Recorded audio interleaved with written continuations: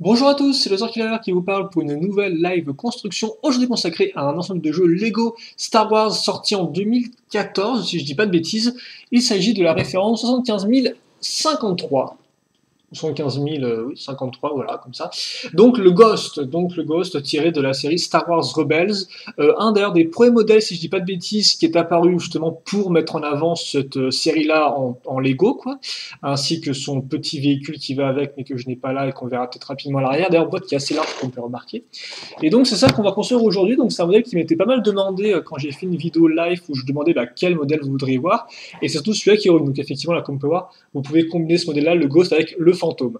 Ce qui d'ailleurs est un peu étrange vu que le fantôme en anglais ça veut dire The Ghost. Donc est-ce que les deux versions ont le même nom ou est-ce que la traduction française est un peu bizarre? Je ne sais pas. En tout cas, on va ouvrir cette boîte assez large comme je l'ai dit.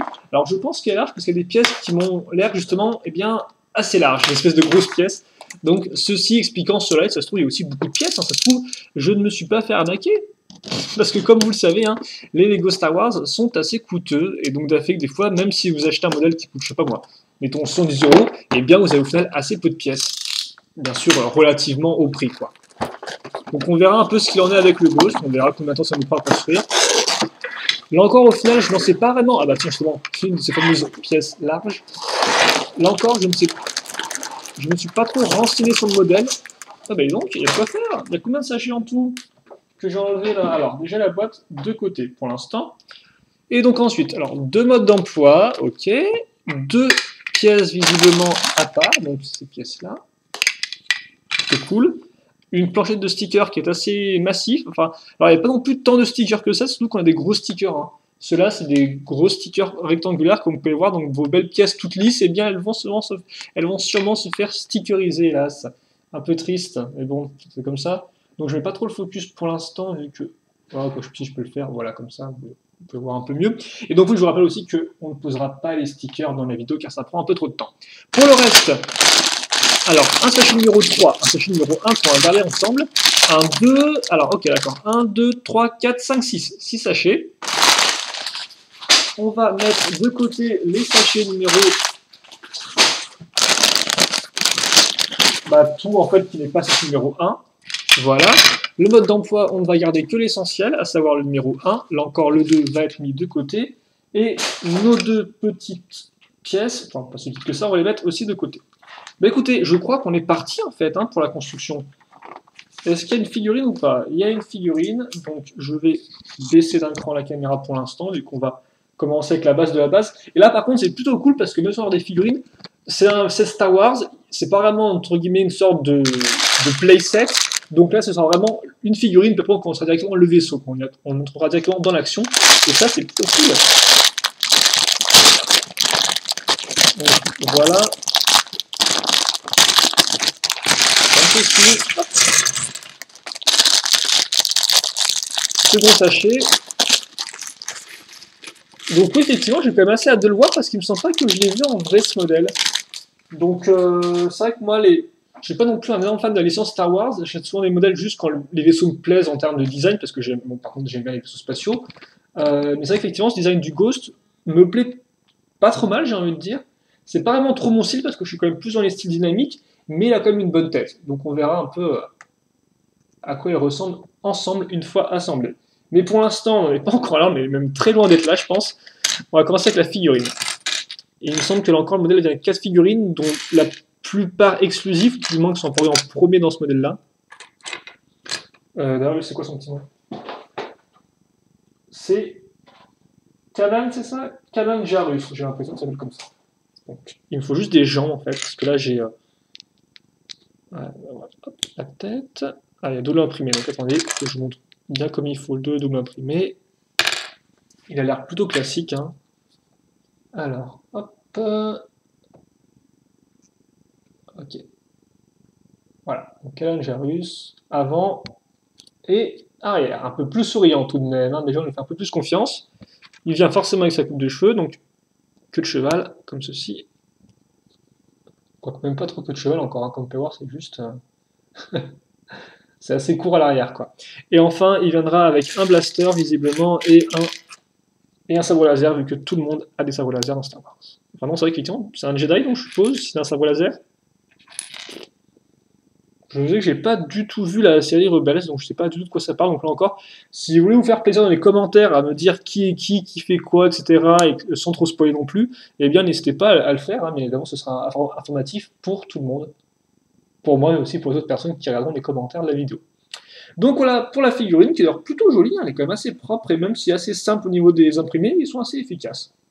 Après par contre, je ne pourrais pas justement trop parler de sa fidélité par rapport à la série. Je n'ai pas vu, donc je suppose que c'est quand même assez fidèle. Et on va commencer la construction par une pièce qui est assez particulière, car effectivement c'est une plaque, certes, comme vous pouvez le voir, mais c'est une plaque avec deux petites barres sur les côtés. Effectivement, c'est une pièce qu'on utilise avant tout souvent pour faire justement des trappes qui s'ouvrent en fait. Il faudrait une pièce autour et on pourra faire tomber la trappe. Donc c'est un peu particulier de commencer directement avec une pièce comme ça, mais pourquoi pas? Commençons.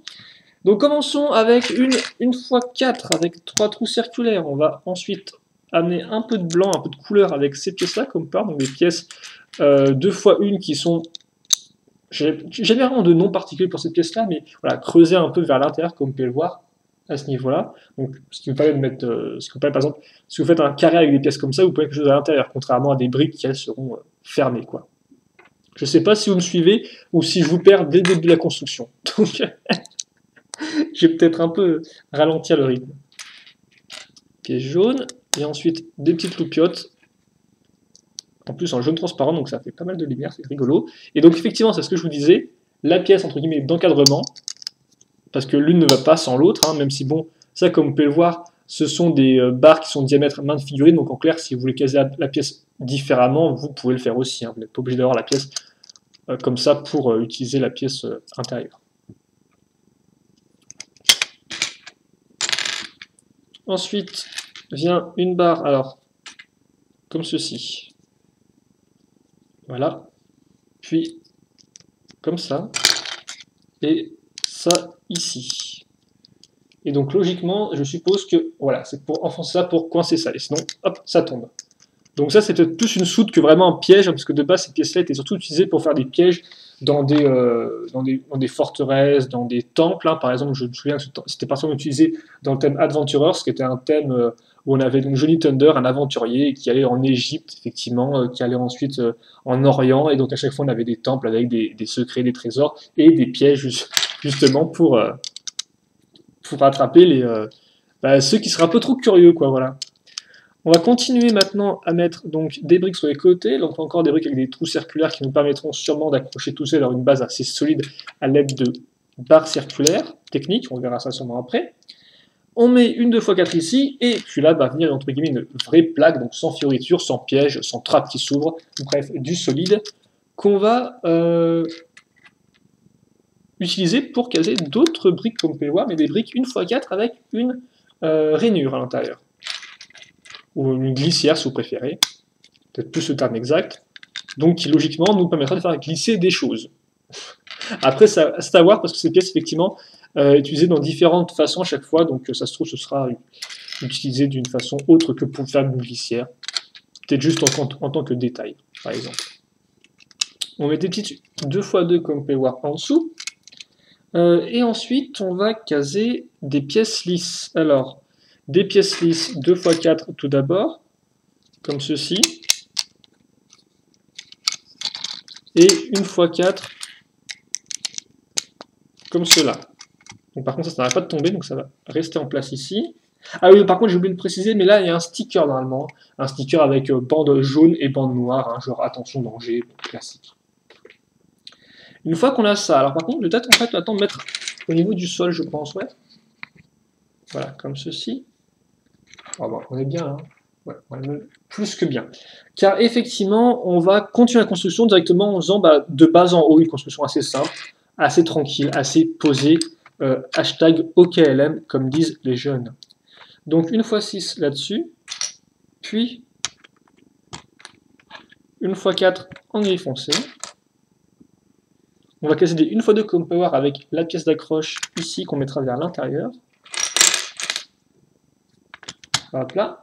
Puis, attends, ça j'aime bien, petite pièce de caisse, ou caisson si vous préférez, dans lequel on va mettre, alors cette pièce-là, je me souviens l'avoir vue, enfin ce qui est censé représenter cette espèce d'assemblage de 3 pièces 1x1 transparentes,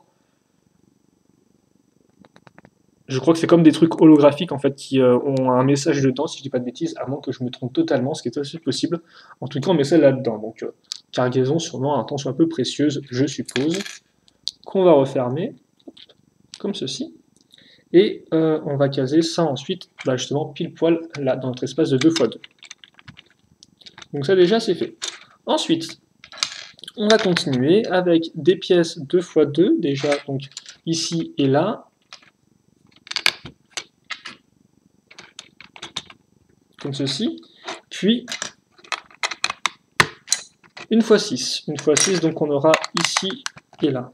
Comme ça, et ensuite des 2 fois 1 avec des tenons qu'on peut voir en façade, donc on fera nous ressortir vers l'extérieur de la structure, contrairement aux pièces grises ici où on avait fait aller vers l'intérieur l'espèce de partie d'accroche.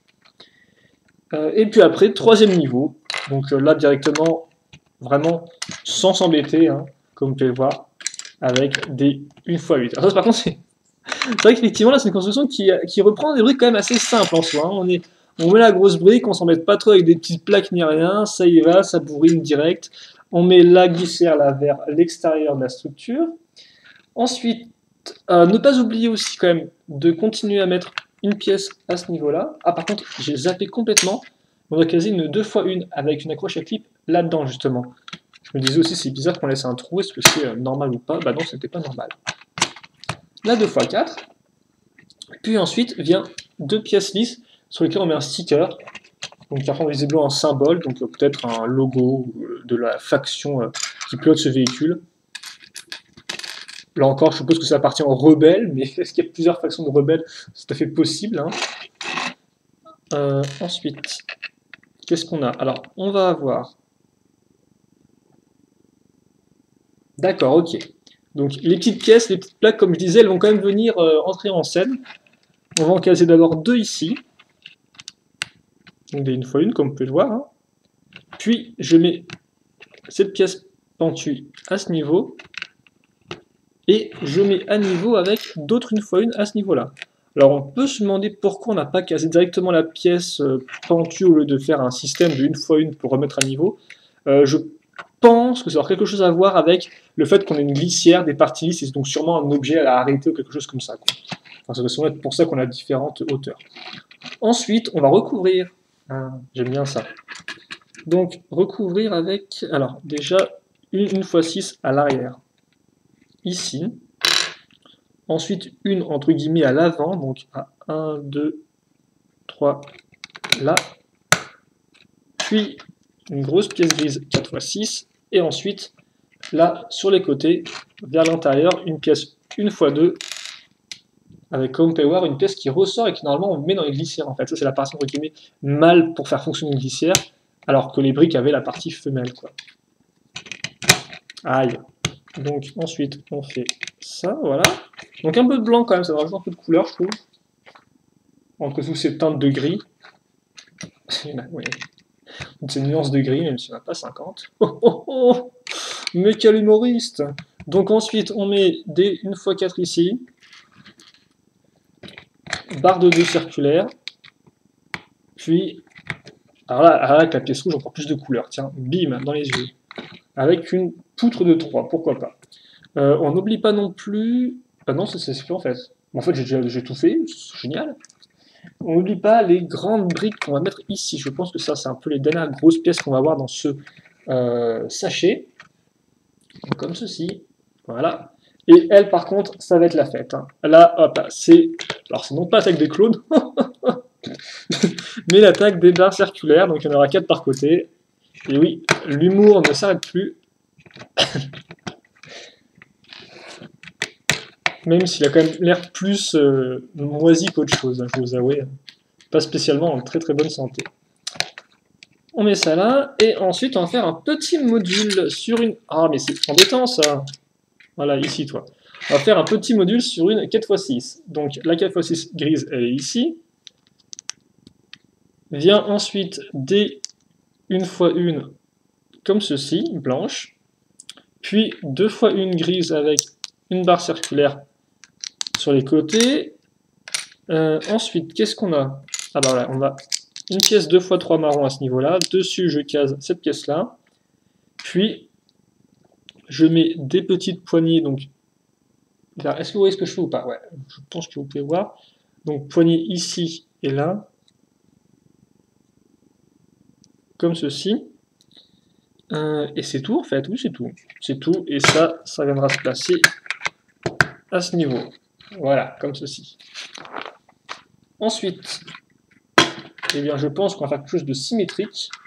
Donc, ou en x2 tout du moins, on va prendre une 2x4, suivie d'une pièce angle droit, puis une 2x2 avec une partie courbée, comme vous pouvez le voir. On va continuer un peu avec les plaques à l'aide d'une 1x2, comme ceci, puis pièce en diagonale. Ensuite, je mets cette espèce de pièce comme porte un peu particulière, donc c'est une brique avec des trous techniques, mais en fait qui fait comme un L. Voilà, comme ça marche un peu mieux. Et une fois que j'ai ça, eh bien, je le place à ce niveau. Voilà. Et ça, maintenant, donc, regardez bien, c'est assez cool. Ça s'enchaîne directement par rapport à l'espèce de poignée qui est ici avec la partie en diagonale. Ça rend plutôt bien, je trouve. Une fois que c'est fait, eh bien, je fais pareil, mais de l'autre côté. Donc, même construction, mais dans l'autre sens. Comme vous pouvez vous en rendre compte. Rien de très compliqué. Et comme ça. Et maintenant, ça, je le mets ici. Et donc l'autre, là, j'ai un peu comme une sorte d'arc, en fait. Hein, comme une sorte d'arbalète avec partie ici et partie qui partent sur les côtés. Mais ce n'est pas fini, comme vous pouvez voir avec ce sachet-là. On a aussi, donc, voilà, cet élément-là, que je vais accrocher ici. Alors, attendez, hop. Donc, en fait, oui, j'ai pas parlé de ce que c'était, mais la pièce grise, c'est une pièce que j'appelle d'interconnexion, comme vous pouvez le voir, pour barre circulaire. Elle a deux trous circulaires, enfin, elle a un trou circulaire de chaque côté, voilà, et donc ça me permet de relier deux barres techniques circulaires. Je pense que c'était assez facile à comprendre. Et donc là, par contre, je pense qu'il va venir le dernier élément de ce sachet-là. On prend notre 4x8, on retourne, puis on case en dessous. Alors déjà, une x4, excusez-moi, avec deux parties d'articulation à cran, donc rotation à cran. Donc là, c'est la partie mâle, comme vous pouvez le voir. Puis vient les 2x1 avec rainure, donc qui ressortent. Entre les deux, on mettra une x3, ici et là. Laissez-moi finir avec cette pièce-là, comme ceci. On retourne, voilà ce qu'on a. Et donc ça, je pense savoir où ça va aller. Ensuite, on met des pièces lisses à ce niveau. Une fois deux. Et une fois deux à l'arrière, mais comme vous pouvez voir en rouge avec une barre qui remonte. Puis, petite pièce pentue sur laquelle on case normalement un sticker pour faire un panneau de contrôle. Ça par contre, je dirais que je préfère quand les panneaux de contrôle sont imprimés avec des vieux stickers minuscules, mais bon ça, donc pas de tower hélas. Puis une 2x2 lisse et courbée, comme vous pouvez voir. Donc on a ce petit module là, et une fois qu'on a ça, je pense qu'on va pouvoir reprendre notre véhicule, effectivement, et bien justement utiliser les glissières qu'on a mises en place.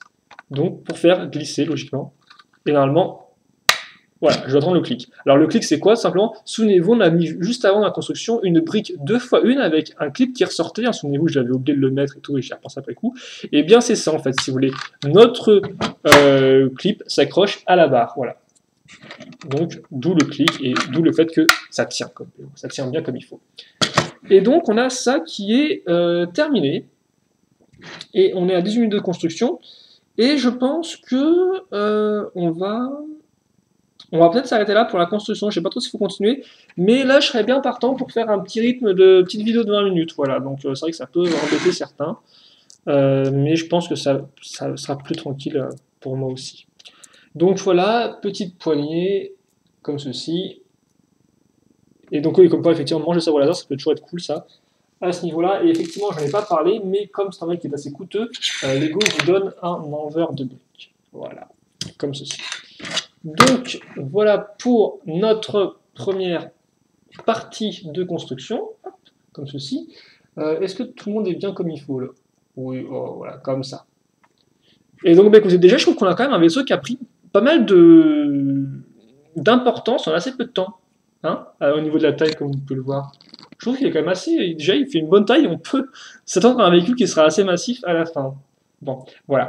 On se quitte là-dessus, j'espère que vous avez apprécié la vidéo, et donc je vous donne rendez-vous bien tout de suite pour la seconde partie de notre live construction consacrée bien, au Ghost. Voilà. Donc j'espère que vous serez là, et bien sûr, si vous avez des questions, des commentaires, n'hésitez pas à les poser. Voilà, allez, à toutes.